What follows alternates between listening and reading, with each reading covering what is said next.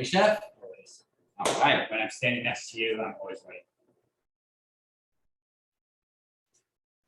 All right, welcome in everybody from all around the country. Welcome, welcome. My name is Philip O'Connor. I am joined by my dear friend, Chef MikeC. Welcome, Chef. How you guys doing, Phil? Oh, Great man. to be with you again for another fantastic virtual 7 Culinary Wonders of the World event. I am so excited, and this is the culmination of a long culinary journey. We've climbed up mountains and down into oceans, and it's been super fun, but we've certainly kind of saved one of my very favorite things in the entire world for tonight. So I'm so glad out there that you can join us. We would recommend, just as a logistical thing for Zoom, put it on speaker mode so that you'll see Chef, his beautiful face, as he cooks your meal. We may add a little bit of some close-ups and stuff, but you should see all of that great. If you have any questions throughout, throw them up in the chat, and we will be kind of monitoring that and try to get to all the questions. But towards the end, we'll kind of open it up to everyone. You guys can turn on your cameras, ask questions live to Chef or I. We'd be happy to interact with you guys. And I know some familiar names and faces out there, certainly some new ones. So welcome one and all. And let's just get going. Chef, what do you got on tap for us today? Well, we sent you all some 3 recipes. And for myself, I know, and I did film this to your philosophy too, when you're going to be using beautiful truffles. The truffles are the main attraction, the main ingredient. So you want some simple yet elegant recipes that are really going to be able to let the truffles shine. Absolutely. So tonight we are going to focus on the truffle pasta. So we have a beautiful bucatini long noodle.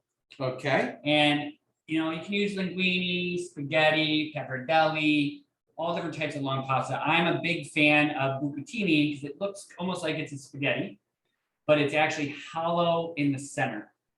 Why I love that is it has a little vessel in there to be able to suck up some of the sauce and other flavors. So it's not going to just be on and rolled down the outside of the pasta. It'll be in the center too. Yeah, and one thing what's great about cooking with truffles, especially when you add a little bit of butter, and let's be honest, everything is better with butter, and certainly that is true with truffles. That flavor really infuses into the butter, into the sauce. And so 100%. Getting that sauce inside the pasta everywhere, you're just gonna like really experience the truffle. Yeah. Really nice. It's a big explosion of flavor with every bite. Totally. We've got a couple wines sent out with the truffle package. For those that have done the whole passport, I know that you had a 2009, but today we're just gonna focus quickly on a couple older vintage wines. We've got our 2010 and 2011 Napa Valley Cabs, 2 really great wines. And I'll talk about them throughout the evening, but I just wanted to mention, if you're out there enjoying it, please fill up your glass nice and high.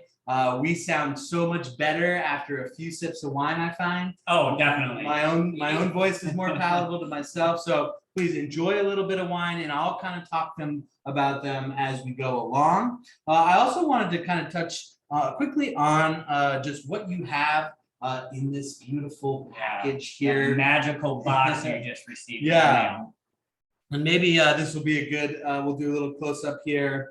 I'll turn on my video, but what we've got here is the black truffle from Perigord. Now, when it comes to the truffle family, there are a number of different truffles that you can see and taste. The white truffle, which is probably the rarest and most prized, certainly the most expensive, is worth its weight in gold, literally. At this point, I think it's maybe more expensive than gold. Yeah, as it happens, this year was a tough truffle season in Italy. It was actually a little bit too dry to allow the formation of these tubers of the kind of mushroom underneath the ground. So they've been a little bit even more rare to find. And so the prices like everything, it's like truffle inflation all over the place. But we were lucky, the black truffle season. So these are called Perigord truffles, is just starting right now. And they're really great, kind of at the beginning of the season, very fragrant. And that's what we have in front of us. There's truffles are great no matter what, but there's slightly different applications that you can think of. Black truffles do have a little bit more of that mushroom earthiness in terms of the flavor, right? Yeah. So, and they also are a little bit more robust in terms of, you can even feel this. It's, white truffles are a little bit more delicate. So in terms of actually putting the truffles into a sauce or cooking with it, I would go black. Black, right? Black. Yeah. And we can, besides what we're cooking tonight, we'll touch on some other favorite dishes that you can add it, but that's kind of just the basic thing. Now, these truffles were in the ground in Italy last week. So crazy, huh? Yeah, they flew first class service into San Francisco last week. And so truffle is definitely a fresh item that you want to kind of consider in terms of using it as quick as possible. The fragrance starts to diminish over time, but certainly, especially for black truffles, 7 days, 10 days, you're still in that good range, as long as you're kind of you're keeping it nice and wrapped in that paper towel. Really absorbs the moisture. They do have a lot of moisture in them. They are kind of in the fungus family, right? So keeping them nice and dry in a sealed container in the fridge is kind of the ideal place for them. But in that kind of 7 to 10 day range, but earlier the better when it comes to truffles, for sure, right, Jeff? 100%. And unfortunately, but fortunately, now that you have these truffles, you're going to be forced to eat them. Yeah. Oh no. I know. Mark it on your calendars. It's truffle time. But and also don't feel like, these are pretty big truffles, and if it's just 2 people, you can make a little truffle something at night, maybe put it on the eggs in the morning, like kind of make it a truffle week, right? Yeah. Well, and it'll be the best week of your life. We have this whole weekend here, so you can do something tonight, being Friday, have a little bit for Saturday and Sunday, and then Monday you'll have all these beautiful truffle memories dancing through your head. Yeah. The one issue though is if your friends hear that you got truffles, they're gonna invite themselves over, and you may blow all of the truffle goodness in one go, which is okay. Good for your friends. I'm glad that they know you. But that's kind of just the how-tos of truffle. And I've been kind of lucky.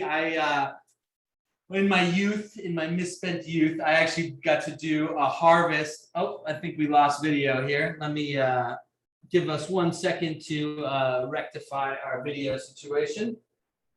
But I was lucky. I got to do a harvest in Italy, in Barolo, which is right by Alba, which is kind of where truffles really originate from. Let's see here. Sorry about this, guys. We're just gonna pop on a new camera here. All right, back in action.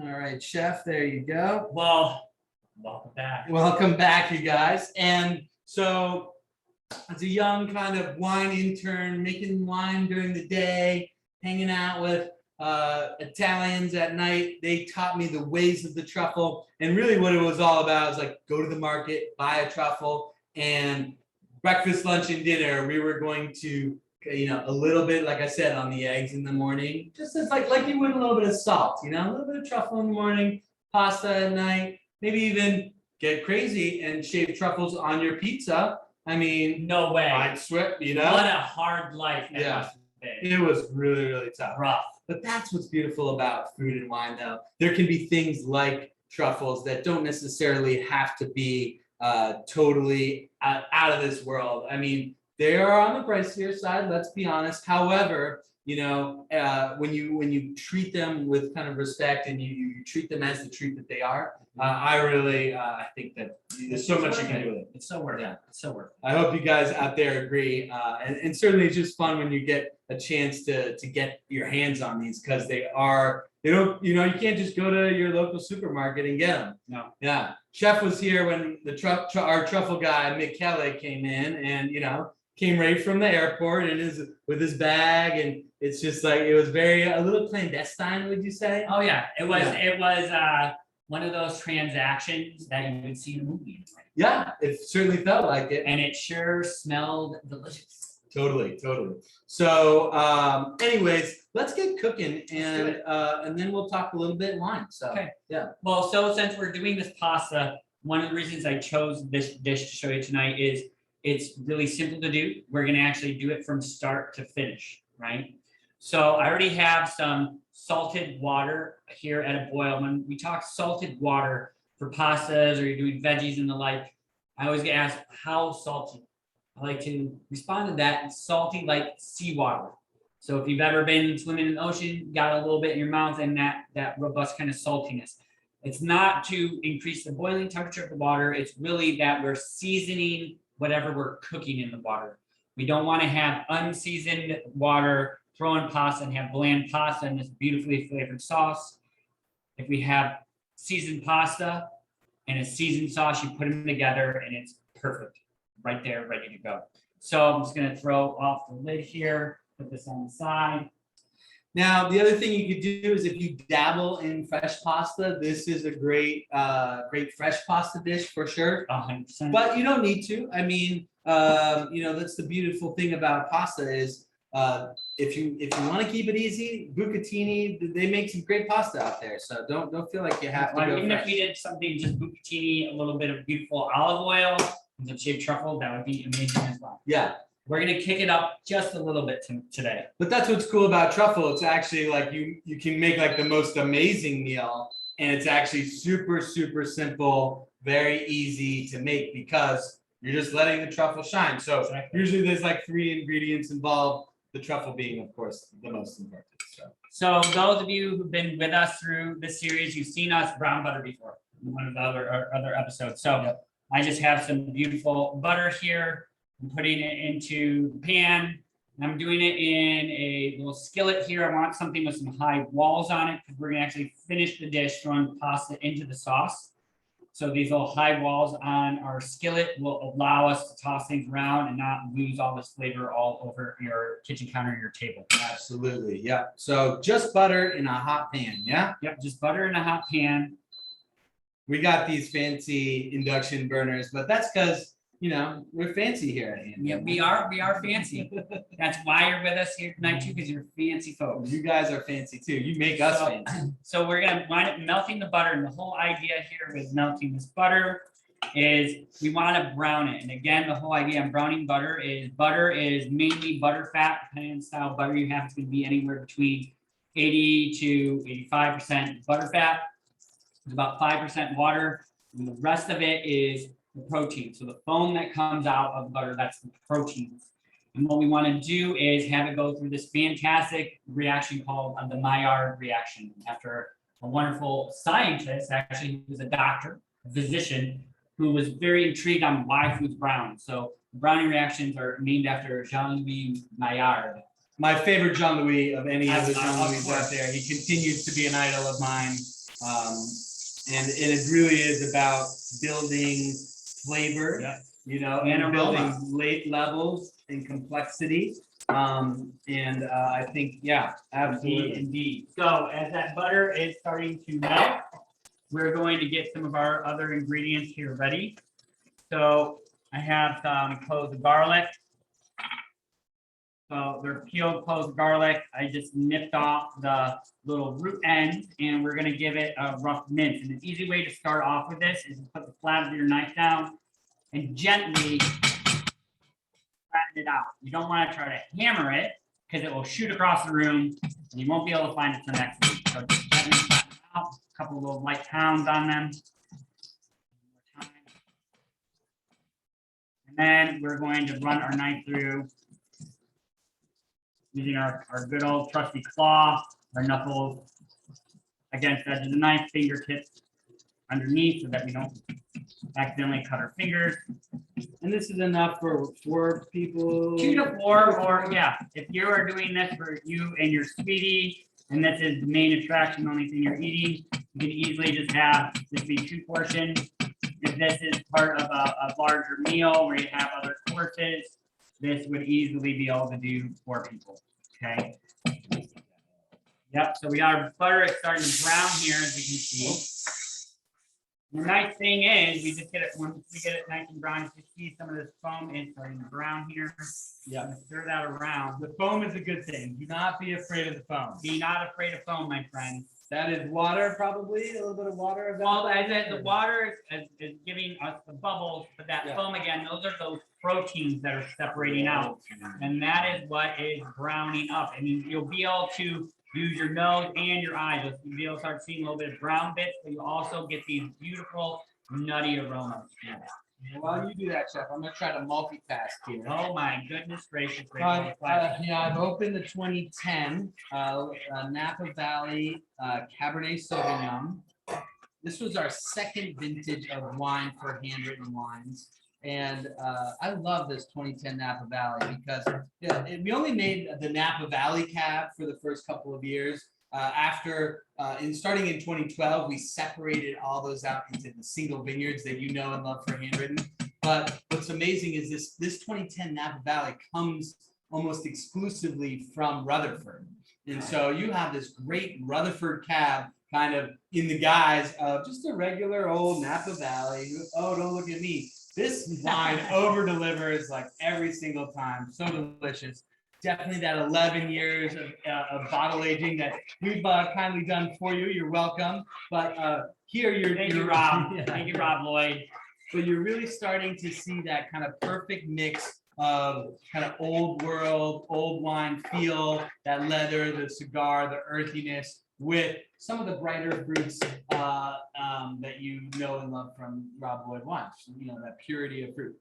So what we did, we got that butter to brown, and I shut off the heat because we didn't want to burn the butter. And I just threw in the garlic because we just want to gently cook it, let it have some time to matriculate in there for its flavors to be able to start moving around and blending in with the butter. Cool. Let's check, give a little check to our pasta here. So big deal when we are cooking our pasta is also make sure you move it around and stir it. That way it will not stick together. And we're going to go to this idea of al dente. Now, al dente translates always into the tube. One thing to consider, I'm always a fan of, drinking some wine. Cheers. That makes us all better Cheers to you cooks. as well. No one knew that better than Miss Child, one of my other idols. But oh boy. So with the idea of pasta and its doneness is a very subjective thing. How do you like your pasta?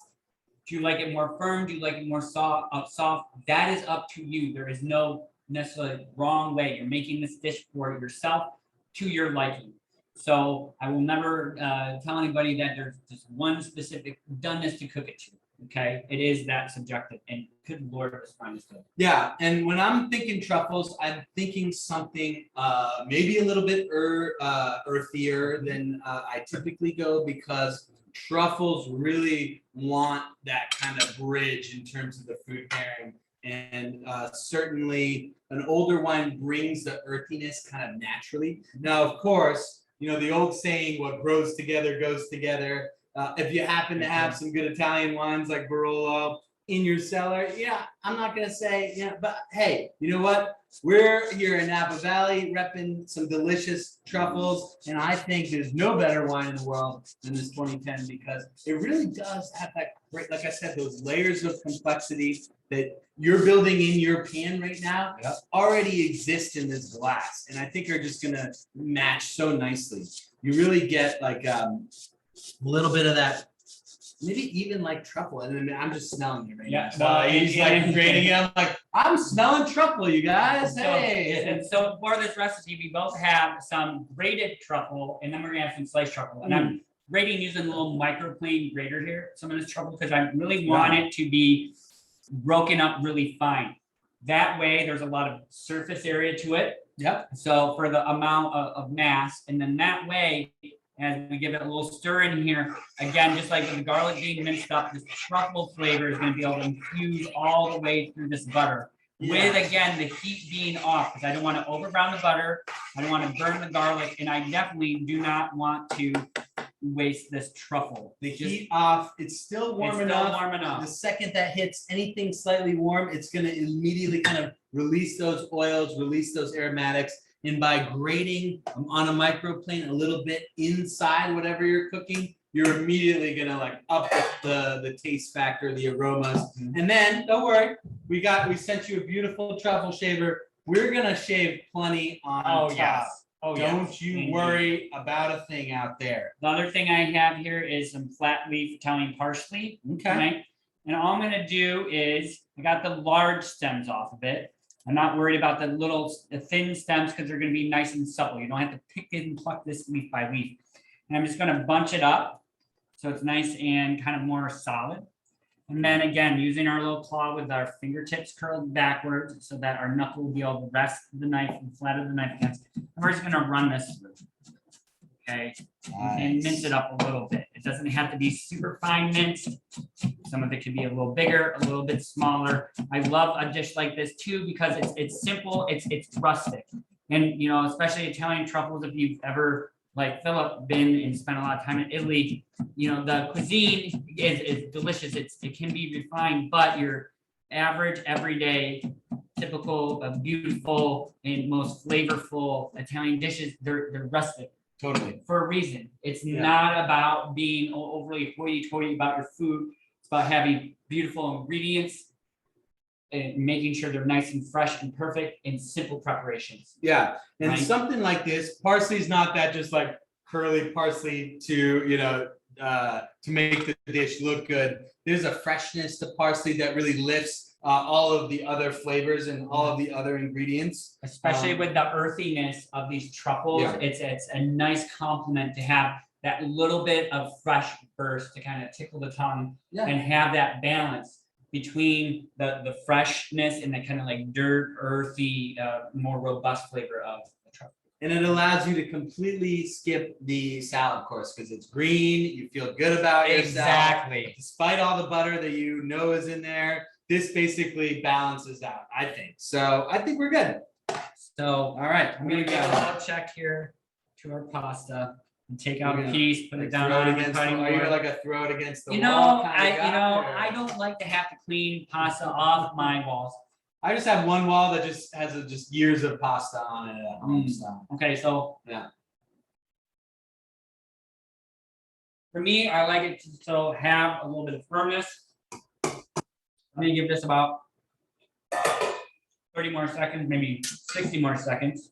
While you're doing that, and if you don't mind, I you don't point mind this at at all. me. I'm going to show you guys a little technique using what is called an asso. And an asso is this little guy, everybody. And with older wines, anything really that 10-year mark and older, I really always go to this because those corks, while they're really great, the integrity is great, they start to dry out a little bit. So when you dig a corkscrew in the middle of them, oftentimes, more often than not, you're going to be kind of pulling out corks, crumbling them, breaking them, and this kind of avoids everything. And so it's really easy to use. They're really cheap too. I have like 100 of them at home. What you're going to do is you see that there's two sides, one a little bit longer than the other. You stick the long side into the cork first, and you see it's kind of just sticking there. And you push it down a little bit until this short side can fit in, and you fit them in both. Now just wiggle back and forth and push down at the same time. And you'll see we're just kind of wiggling right in. Super easy. And the next move is the twist. Because everybody do the twist. Wow, I'm embarrassing myself already. One glass in. Anyways, we're going to twist this and just twist and pull. And then kind of like to get a hold of the cork. And pulls out perfect every time. And I was noticing you were holding the side of the cork along the metal portion here, right? And is Yeah. that, are you putting a little bit of pressure A on little that bit to of make sure that pressure. it's holding the cork? Absolutely. Awesome. You know, it does it pretty good on its own, but especially the older it gets and it's really soft, that'll help a lot. So, all right, Fantastic, sir. check on the All right, batch. so I now am confident our pasta is just where we like it. Instead of having to run and try to dump the pasta into a colander and sink, I'm never one for that. I'm always one for making sure you have your sauce right next to your pasta. Yep. And we're gonna pull our pasta out. I have some tongs here. You can use a pasta basket that's the inserts. You can use a little strainer basket that goes into this pot. But I want to make sure that I do have a little bit of the water, a little bit of the pasta water that's going to add to the sauciness. Absolutely. That's an important thing. I think Really one of the is. things that people like, you know, that aha moment in Italy, if you're ever with a cook, is how much of the pasta water they use in their sauces. That starchy, salty water Exactly. really allows the sauce to get a little bit of extra body, and it creates almost like this substrate for the pasta to stick to. It's like the glue. It does. It for the is, and sauce that's to one stick. thing. I'm glad you brought that up, because when we are cooking pasta, you always want to make sure you have a good amount of water, because there is, the pasta seems just super dry and uniform. There is a little bit of the starchy dust on the outside of it, just like with rice. That's why we rinse rice before we cook it, so it doesn't stick together. Right. So when it goes into the water, and you can even see in the water after you pull your pasta out, it's a little tainted in color because there are starch molecules in there that have actually absorbed the water, and they add that kind of stickiness to it. Totally. So we want enough so that our pasta doesn't stick together by having a little bit more water, but also that water is a little bit gluey. And that is a fantastic thing when you want to add a little bit of extra richness to your sauce. So we're going to stir this around a bit. Right? And you can really already smell that truffle just being lifted out of the sauce as you're stirring it. It is a beautiful smell. The nice bit of garlic, I think, kind of creates, again, another level of flavor, a little bit of complexity. But this is really super simple. Keep it simple. That's what I would say with truffles, really. Some of my favorites, like you said, you know, eggs, seriously. Oh, A gosh. scrambled egg with some fresh truffle shaved on top could be the best meal. Like, might be my desert island meal right there. You know, I could agree with you Yeah. for that. It is just, it's something that is absolutely amazing. The flavor of especially a beautiful farm fresh egg. Right. You know, it needs to, you want a farm fresh egg. If you have your friends that have the chickens, or somebody, you know, in your community, or that you can wind up going to and buying the eggs at the stand. Yep. Totally. That have those beautiful yellow and deep orangey yellow yolks. They're just amazing. Something as simple as that, truffle and a little bit of salt. My goodness gracious, great balls of fire. Yep. So Let's we do have our this. parsley mixed in there. We're gonna take some of this out.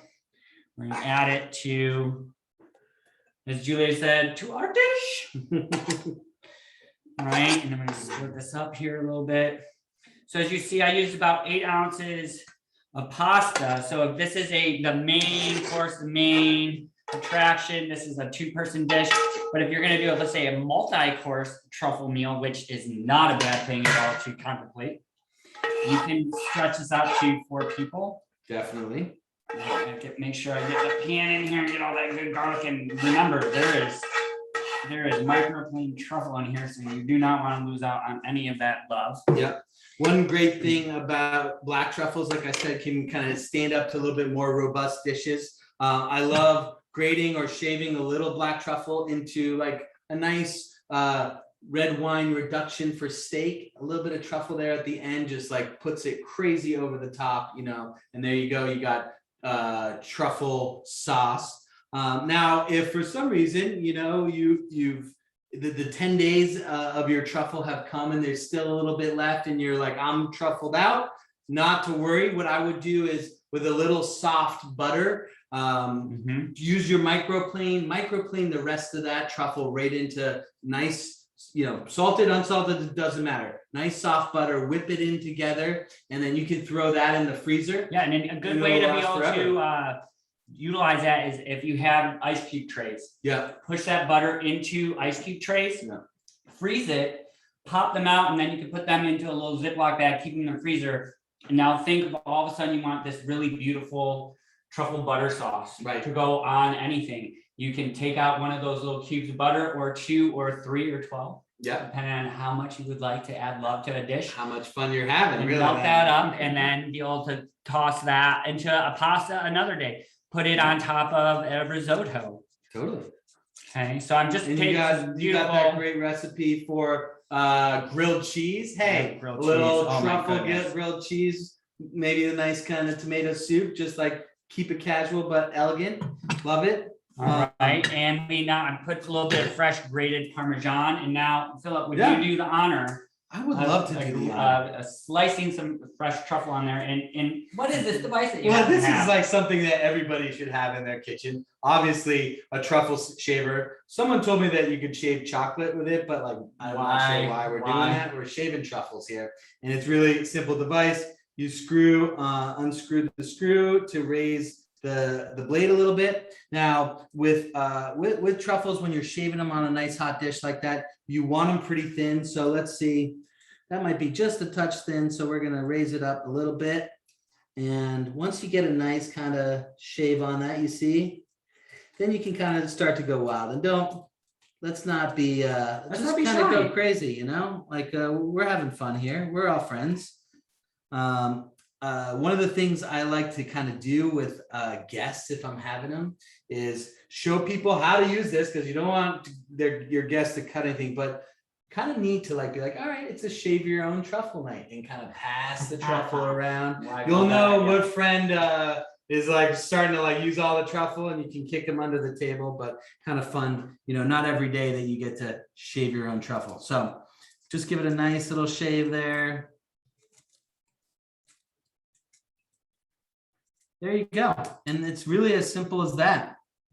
And how beautiful, look at that. How, you know, there's just, there's something special. They look so beautiful and interesting. You know, the insides of them each have almost like a fingerprint, their own identity, and just a really neat thing. And they're going to taste amazing. I promise you that. So really all that's left to do with this kind of thing is dig in. Here, I'll take that from you, Chef, and enjoy. Really hope you guys enjoy this beautiful 2010 Napa Valley. We gave you guys a little mini vertical, and I told you guys I'd talk about the 2011 as well. And 2011 was really a neat vintage. It was seen as actually one of the harder vintages in Napa, a little bit rainier, a little bit of a cooler, foggy harvest season. Guess where it's a little rainy and foggy? Geez, yeah. Where is it raining? Oh, in northern Italy. Oh my Lord. In northern Italy. In fact, the grape of Barolo is called Nebbiolo. And in Italian, nebbia means fog. That the harvest time sees that fog starts to roll in, the cool air off of the mountains. And so a foggy, cool season like we had in 2011 is maybe a little bit more reminiscent to the Italian way of growing grapes. And so I really do love this. You're going to get a little bit more, I would say, of savory notes. So maybe a touch of fresh herbs, a little bit of wild mushrooms, certainly a nice bit of more of that kind of fruit that's a little bit more darker and brambly and but delicious. And delicious. I think these wines are, it's so cool that this is like the vertical allows you to see, you know, we talk so much in handwritten how the place matters, but the year certainly matters. A wine is like a photograph. It captures a moment in time and space. Each one is so important, you know? And so we celebrate this wine, the 2011, 10 years down the road. We can only say that for a couple more weeks now, but 10 years down the road is, I think, a marvel, and I hope you guys enjoy it at home. Use the ASO for ease of cork removal. If you guys have any questions, we've got a video teaching you how to do it. We're happy to help you here at Handwritten to pop it open. We just want you to be able to enjoy our beautiful juice. So, what do you say? Cheers, Chef. And cheers to you at home. Cheers to you guys. Enjoy your truffles for sure. Let us know, cook the recipes, let us know how you like them, take pictures, send them to us. Yeah. We always love to Yeah, see if you them. have any other dishes that you wind up creating with these truffles, we would love to see them. Yep. Take a photo and send it over to us. We would really enjoy to see the creations that you came up with. Yeah, we got Frank asking a question about pizza, and yes, Frank, definitely yes. pizza. Yes, I believe and yes. Frank is coming from the Northeast, where pizza reigns supreme. My wife is from New Jersey, so I'm from New York. Yeah, from Boston. Yeah. Hi, Frank. How you doing out there? Now, definitely, especially if you like to make pizza at home, where you get it out of the oven nice and hot. A nice simple pizza with shaved truffles, or if you want to go crazy, a little bit of a mushroom pizza. Yeah, that's one of my favorite ones to do. Is I go to your favorite grocer, get some beautiful fresh varieties of mushrooms. I like to roll out the crust and either do something as simple as a little bit of olive oil and some mince of garlic, a really base cheese, like a simple mozzarella. Fontina's fantastic. Beautiful. Yeah, I would stay away from necessarily super robust cheese on that. Yeah. I do like, though, to throw on a pizza like that, I like brie. A little bit of brie on that. Sure. And then cook off your pizza, pull it out, some fresh shaved truffle. Honestly, too, another little bit of freshness from a little bit of minced parsley is kind of fun. Totally. Or a little bit of chopped up watercress is another fun one. Oh, I really love to throw getting on top crazy on us. I like to get a little wild on nights like this. Likewise. And then for sure, what else were we talking about? Oh, the scallop recipe. I've actually never tried truffles and scallops, but I love the idea of kind of giving a nice seafood dish some earthy richness as well. Well, on that tip, I did add a little bonus here. Oh, what do we got here? My goodness gracious! You knew I was coming tonight, huh? I did. So because I threw that recipe on, one of the things, because mind you, those of you who don't know me that well, I come out of a long educator background. Not only have owned restaurants over my life, but for many, many years, I own cooking schools. And I've taught thousands of cooking classes across the country over the years. And one of the big things that came up whenever we're looking at cooking a scallop, we don't want to overcook the scallop. We want to be able to have a beautiful sear to them. I'm going to get a brand new pan here. We want a beautiful sear, but we don't want to overcook them. And we don't want them swimming in like moisture and liquid and get this kind of soppy, weird outside. We didn't get the browning because, again, remember, browning's aromatic, but it also is developing other flavor compounds. It's those Maillard reactions again. So I just have, I got a cast iron skillet. Anytime we're going to sear, whether it's seafood or a steak, pork, chicken, what have you, you can use any type of pan, but a cast iron pan is beautiful for that because it is thick. It's a great conductor of heat. So you get it nice and hot, and anything that you throw into it, because it has that mass, it really holds that heat and transfers it into the food very robustly. Yeah, I think people always kind of default like, oh, seafood, fish, I need to use a non-stick pan. I think that's actually a big no-no, right? I would agree. Non-stick at high heats, no good. No fun. Which is why when you have a great cast iron, it can be like your biggest weapon in the kitchen, because this lives in high heat, right? This lives for searing. And if you season it well over the years, I know mine's like 15 years old now, 20 years old. Yeah. There's nothing going to be sticking to that except for, like the flavor is just going to pop on the. This pan actually is about 110 years old. Wow. I have a good friend of mine, this wonderful French man, Pierre. He goes around, he finds old from estates, old rusted out cast irons. And he sandblasts them. And he goes through a multi-stage treatment process to bring them back. Because that's the other weird thing. You find this old cast iron, it's all rusted out because of the type of metal it is. If you can rehabilitate them, and they last forever. This thing is literally about 110, maybe a little bit plus or minus years old. Love it. So I'm just getting this really hot, and you'll see in your recipe It calls for using a clarified butter or ghee.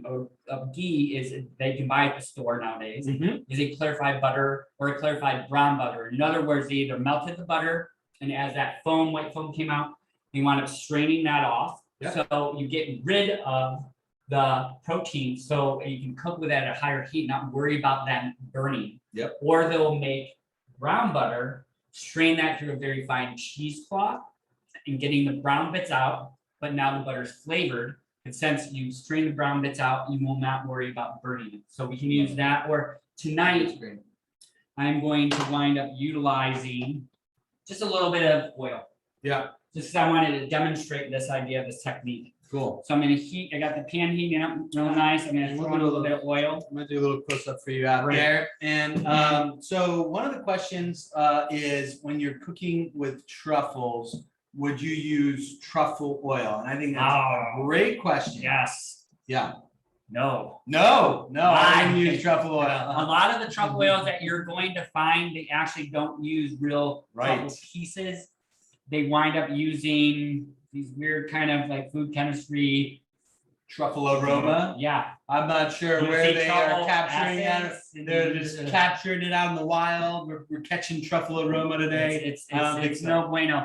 Truffle oil is great for, when you don't have fresh truffles and you want to give a little complexity. If you find a good one that's not, just truffle aroma that actually has truffle in it. Great. If it has a piece of truffle, usually, and it's going to be expensive. If you find something that's really inexpensive, it's not going to be real. And just because it necessarily has a tiny piece of truffle floating in it does not mean that either. It's going to be really expensive. You're going to be spending like $30 or so for a little bottle of it. But if you have real truffles, then again, they are so robust in their flavor. Why would we do that? You want to let them shine. The one thing I sometimes use, if you can find good white truffle butter, that's like Urbani, which is a great place to get white truffles. When their truffles are about to go bad, like I said, they're in the 7 to 10 day range. They're just shaving fresh truffles in the butter, and that's what you're buying. They're totally good to use that. And there's a great French company, but they're actually based here in California out of Haber. Fabrique. Oh, I love that. There's they became super good buddies from my old restaurant I had in Montreal, smoked meat Jewish deli, and Montreal and the French became some pretty good buds. They do make some wonderful truffle butters as well that you can find out at grocery stores throughout the country. So that's kind of the only thing I would mess around with. The other thing, if you have a good truffle salt, usually that is actual truffle in there. You see the little black flecks. That can be used to salt anything, but the less you do, the better. Just let your truffle shine. So if you notice when I pulled these scallops out, I have them sitting on a paper towel and I have them covered with paper towel and I press them. The big deal is we need them to be as dry as possible. And this is the same for any type of other seafood or meat. You put them in a hot pan and they're wet on the outside. They start steaming. They are not going, if there's a steam layer between the hot pan and whatever you're trying to brown, it will not really brown. You're going to trap that steam there and you get weird and soggy. So this pan is nice and hot. I season a little salt and pepper. I'm going to test one out. I hear that beautiful sear. So I know it's hot enough. We're going to throw these scallops in.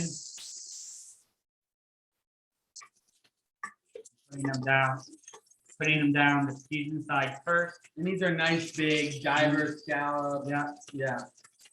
You could try doing it with a little bay scallops, but you would be doing a heck of a lot of cooking. And now the big deal here is we're going to leave them for at least a minute or two, not three, depending on their size. What I always like to liken this to is the same thing when you're grilling. If you go to move that protein, again, if it's a scallop, if it is a chicken breast, if it's a steak, and it is stuck to the pan or stuck to the grill grate, don't move it. It hasn't browned yet. After it actually browns, it will release itself so you can test the water a little bit, give it a little jiggle. If it doesn't move, leave it alone. It is not ready yet. It's not brown. Less is more with the touching of, especially when more delicate seafood. Really, you gotta fight the urge to mess with it, right? And so what I'm gonna do here, I'm gonna wait to do the seasoning on the top side. It's in the pan. It's got moisture going around it. If I season it with salt too fast, salt draws water to the surface. So if we season them right when we put them in the pan, the tops are gonna be wet. We go to flip them over and we're gonna get that steaming going again. So the big idea is I'm gonna wait till I can look and see. I got a pretty decent sear there. I want it to be seared just a hair more. We check one more, not quite yet. So we're gonna give it that other few seconds. Now, where does the truffle fit into this whole? So with situation? these guys, by the recipe, we have that ghee. So we either have that clarified butter, clarified brown butter. We're gonna sear the sea scallop up. We're gonna use that butter as part of the sauce. As they come out of the pan, we wind up putting it on the plate. I got a little pecorino romano, Nice. a little bit of that grated on top, and then we shave the truffle right over the top of that. And you can use a parsley, another type of like another fresh herb. I like the chervil, kind of fun to be able to play around with. Perigord's another really fun one to play around with. Cool. So just like a nice little pan sauce. One pan, you're gonna get something crazy delicious. And think of it like this: it's not then just the brown, the ghee or that butter flavor. Since you've been cooking the scallops in it, the scallops wind up infusing their flavor into the butter. So you wind up with the scallops and butter sauce. Amazing. Okay. Not messing around here tonight, folks. So see that here? That guy's ready to turn. Turn and burn. Let's check this guy. That guy's ready. This guy is ready. That guy. That guy's an all-star right there. These two are not quite yet, so I'm gonna shift them over a little bit where I think I have a little bit more heat going in that pan. And we're going to let this go for just to the bottoms are brown and that's it. You don't want to overcook the scallops. The scallops can be a little bit more like say that medium rare type of idea. You have good fresh scallops. You want them to just be cooked. Totally. If you overdo it, they become chewy, rubbery. And if you're gonna have truffle with this, why would you want overcooked seafood and truffle? I'd rather keep the truffle. Yeah, totally. Now, today we find ourselves in April, May. Truffle season has passed us by. We are jonesing for a little truffle. I think one of the things you do wonderfully is some fun popcorn. What about a little truffle salt and truffle butter popcorn? I think that would be absolutely fantastic. Yeah. If you've never seen it before, the whole idea we're going to use a little oil, maybe a little. This is where you could use a little bit of truffle oil, the good stuff. You put it in the base of your pot. Yep. Throw our popcorn kernels in there, a little bit of truffle salt, and what we could do. That's why I like using a dome lid wok, but we can use a traditional pan of cake. A little bit of that truffle butter. So it's still cold, but you take it out of the refrigerator a little bit. Smear some on the inside of the lid. Of the lid for the popcorn. And then once the popcorn kernels start popping out, you roll the lid on, and that's going to create this beautiful steam bath. As the butter falls off of the lid, it's going to wind up basically being a steam bath of truffle butter. Right? Unbelievable. Yeah. Truffle popcorn, you're using, again, truffle oil, kernels in there, truffle butter smeared. That's the only way we can do it. Smear it. Smeared. Smear it good. Oh, wait, what are you doing here? Oh, I'm the creating list of a this. dish as we speak. Smeared on the lid, boom, truffle salt to finish, truffle popcorn, guys, it's ridiculous. So that was just a little bonus for you. And if you want to see a video on it, I bet you if you YouTube Jessup Cellars, Chef MikeC popcorn, we did actually a really beautiful video of it years ago. That was a roasted lamb, I think roasted lamb and fennel version. Okay. The same type of concept and idea. So, oh my goodness gracious, a new dish in front of your eyes. This is combining that wonderful scallop dish by itself and our truffle pasta. Throw a little bit of greenery on there to make it look super pretty. Wow. Well, we're this gonna be is, eating good yeah, tonight. I think I'm getting hungry. I'm getting hungry too. Yeah, it's been such a pleasure. For those of you that might have any questions, this is a perfect time. You can throw on your video. We've got you up on the screen here. If you want to ask a question live in person to Chef MikeC, speak now or forever hold your peace. Otherwise, I hope that for the folks out there that you've enjoyed this little demonstration, that you really, really enjoy your truffles out there. Yes. Oh boy. Oh, I'm man, what a so treat. glad that we were able to put this together, that you wound up joining us and actually receiving these truffles. It was a super fun thing putting these into the packages and getting them off, because we know it's like getting to be the holiday season. Totally. And what a package to open up than truffles arriving at your door. I love it. I love it. All right. We got Steve and Kathleen. Is there a truffle club? Wow. We'd have to talk to Michele about this, my truffle might need guy. It is, you know, it's one of those things where literally he went to the airport, he picked him up, he came to me, Here, delivered him, we weighed him out, and we sent him right over to you. So there is, I would say, a little bit more of the logistics that make this tricky. But we did it with pleasure. And potentially when it's a better truffle year, because this one again, because of the dry hot weather, it's not really that good. Weird year, yeah. But now this is an inspiration. We're definitely gonna have to look into doing something. Yeah. Now, I didn't really talk about the seasons. The white truffle season's the shortest, starting in like September, ending right about now. Black truffle, winter truffle season is starting now. It goes till about February. Now there's summer truffles as well. They're always going to be black truffles. The summer truffles are definitely a little bit less intense in aroma, but still beautiful. And those last probably, you know, May through July, August. So I guess we could just like do white, winter black, summer black, but you know. You guys let us know. I mean, if you guys are enjoying it that much, I'm down to truffle anytime. Yep, there we go. Oh, there. Oh, hey. As Julie would say, just pick it up. Just pick it up. It didn't with truffles. They were born underneath the 5 ground. second It doesn't rule. bother. 5 second rule. Right on. Can we answer anything else for y'all? Oh, we got Oh, boy. Tom Tom. and Marine. Hope everything's good in Chicago with the fam.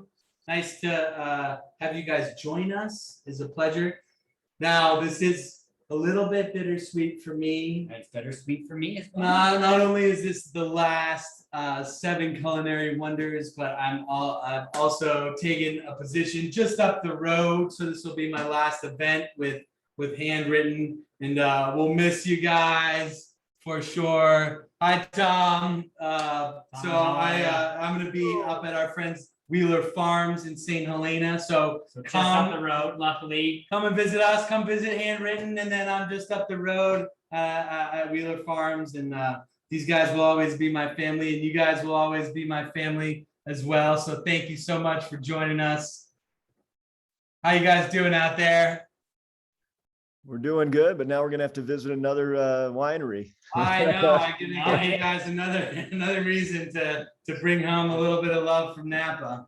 Luckily, it's a beautiful place, and they got the best guy at the job. Yeah, thank you so much. Yeah, it's been so much fun, and I've gotten to know a lot of you guys over the years and months, and doing these 7 culinary wonders has been such a treat, and especially getting Chef MikeC on board. I know you guys have a lot of fun things planned here between here and Jessup Cellars as well. Yeah, we're gonna be doing a lot of expansion of our tasting programs, private events, member events. So stay tuned for 2022. We'll be seeing a lot of fun new things coming out the way. Yeah.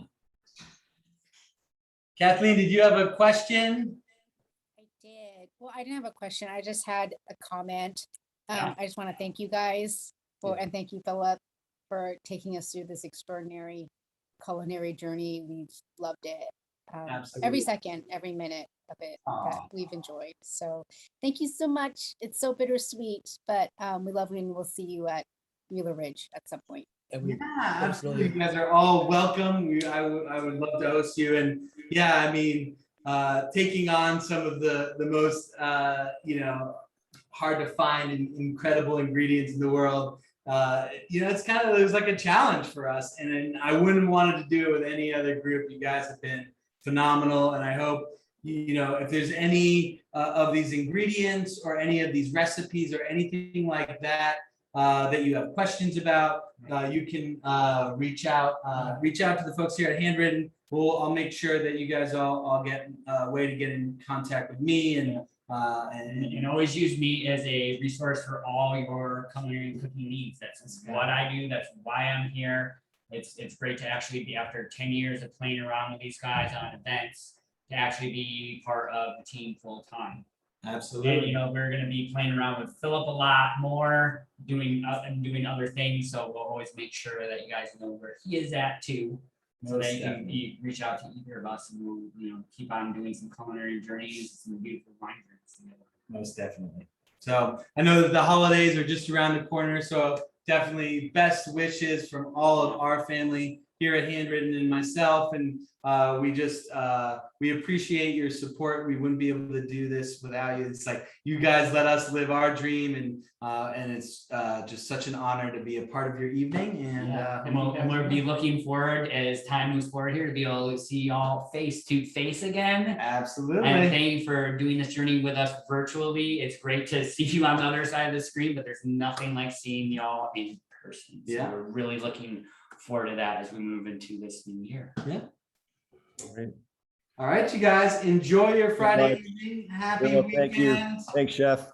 Much Welcome. love to you Happy all. Tom, holidays. Marine. Hey, Philip. Bye-bye. Hi, how you doing? Good. Happy holidays, friend. Likewise. Enjoy that truffle, you guys. It's amazing. No, I've got it on the. And again, if you guys come up with some dandy recipes, please take some photos and send it to us. We'd love to see what y'all create with these beautiful truffles. Most definitely. Sounds Awesome. good. Happy cooking, everybody. Thank you, guys. Good night. Good night. All right, there's y'all.